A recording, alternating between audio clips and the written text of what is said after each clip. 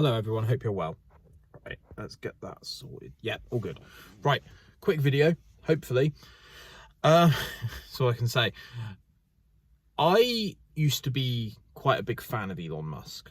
I liked when Joe Rogan first had him on his podcast about 5 or 6 years ago, he had this demeanor about him that was like, I'm doing this at the detriment of my own sort of health. I want to improve humanity and I want sort of everything to innovate and be better, and I'm willing to sleep on factory floors and I'm willing to sleep in bedsits and live like a bit of a minimalist and take a pay cut, you know, if my companies aren't working, at the expense of keeping my employees employed.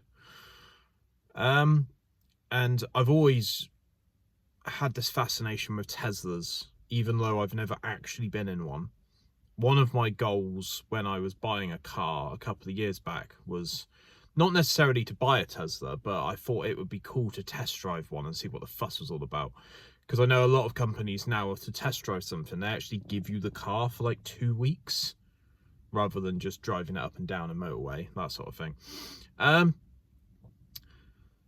I think since that podcast that Joe wrote, because he seems to exclusively go on Joe Rogan's podcast, which I completely understand, it's the biggest podcast in the world. He was on just before Donald Trump got elected, and he's recently gone back on Joe Rogan's podcast. And I thought to myself, bloody hell, he was only just on it. He's back on it. I thought it was like a re-upload or something. So that's the thumbnail of this video. So check that out if you want. But he's, I don't know. Just really quickly, I want to just highlight some of the one-liners from that podcast episode. I've got an hour left, so it's not the full thing.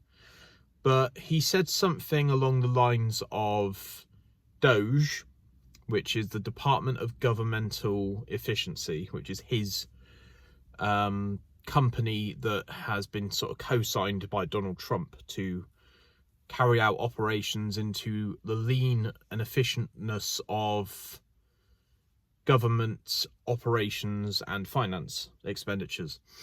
And he's saying that the government in America, the US government, is one of the biggest waste points he's ever seen as an engineer, as a CEO. So I think he is responsible, probably with a couple of other people, because this man isn't an island, no matter how rich he is.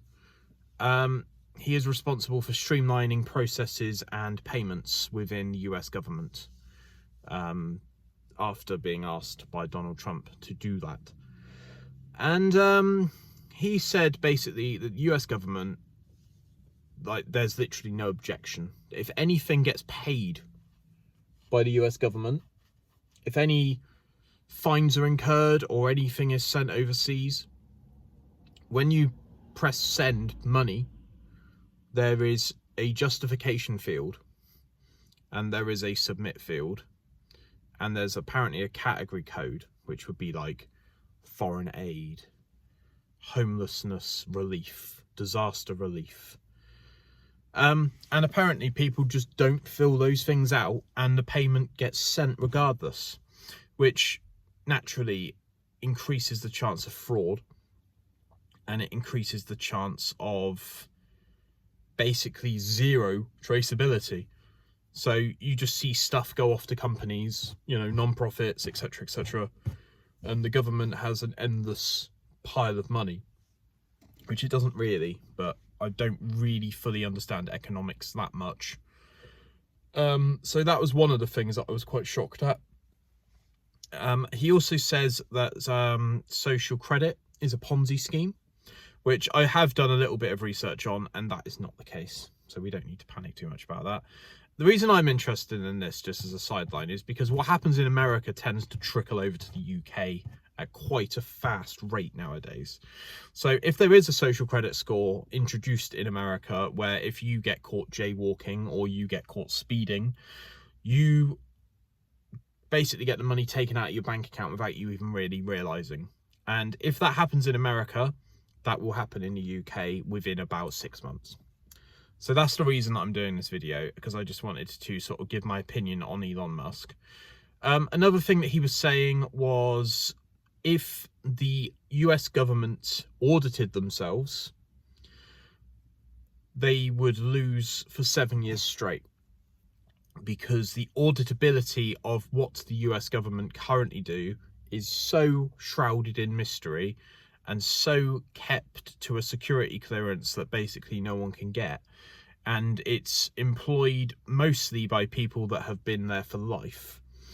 So they would rather just stamp stuff, send emails, look at an Excel spreadsheet and go home. Like, there's no incentive for them to actually do a good job in the US government.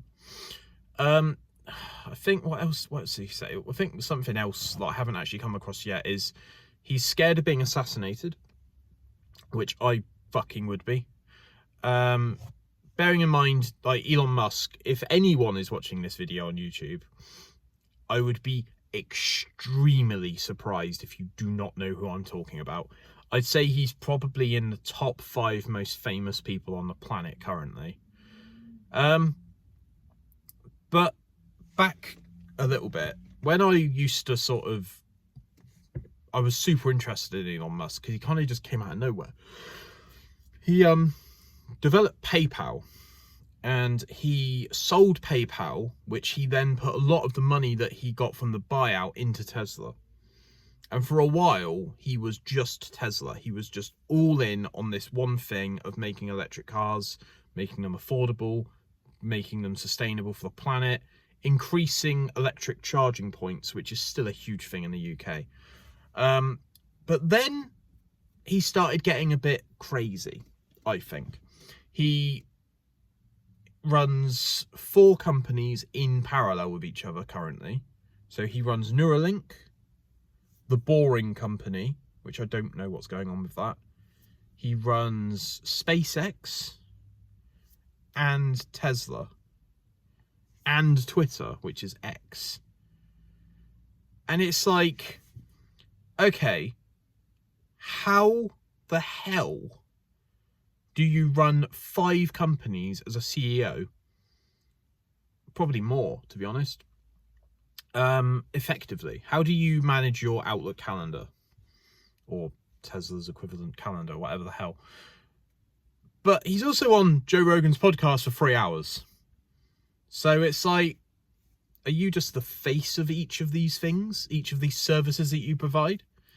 And to be fair, one product that I have used, which I was very, very impressed by, is Starlink. Which, I don't know if that's actually another company that he runs. I think I might mention that, I'm not sure. Anyway, it doesn't matter. But it's like, bro, like, you're one of the most powerful people on the planet, and you're now, in front of your busy schedule, you're now reporting the findings of the US government's costs and processes. And it's just like, I totally get that at a certain point in life, when you're earning billions and billions of dollars, nothing matters. Like, you could go to a restaurant every single day for the rest of your life and not worry about how much the food costs and the drink costs. I totally understand that. But, like, all work and no play? Like, I don't trust this guy.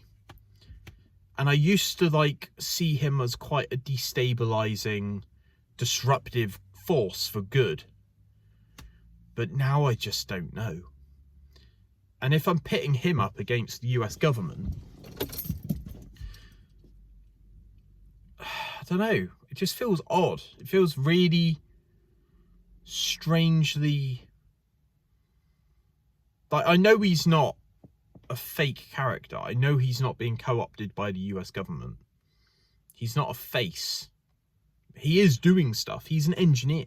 First and foremost, he's an engineer. He is a problem solver. He's a very critical path thinker, and he likes the whole lean Six Sigma methodology of process improvement and streamlining things.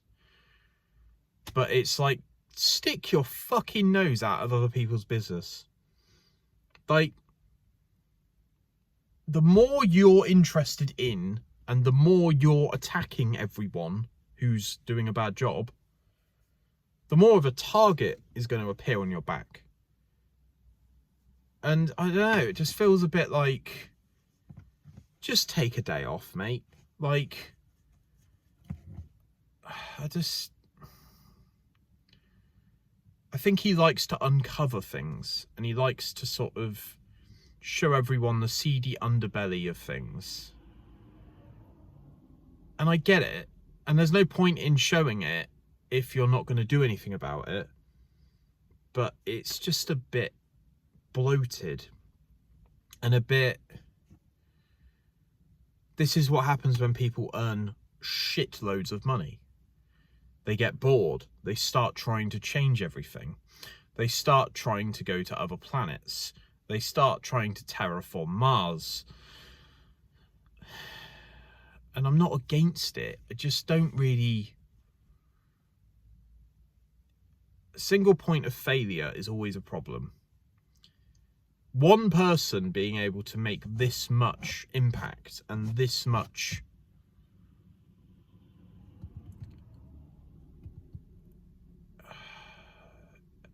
I also don't like the fact that Elon Musk has a stupid amount of people following him on X. And he probably follows about 5,000 people back. But he's a man of the people. I'm not saying he should follow me back, by the way. I don't care. But it's like, if your job is like connecting people and looking at a problem as a sort of collaborative effort, I feel like Elon's a bit of a sort of lone wolf, which is quite funny because lone and Elon have the same letters in. But yeah, I'm genuinely interested to know what you guys think about this, because it seems like a real hot button topic. And when Elon talks, people listen. So I'm very, very interested to see where the next 5 years look for him. And I hope that one day he can actually rest, because sometimes it feels like he's a bit like Thanos. But anyway, this has been good. Speak to you soon. Bye-bye.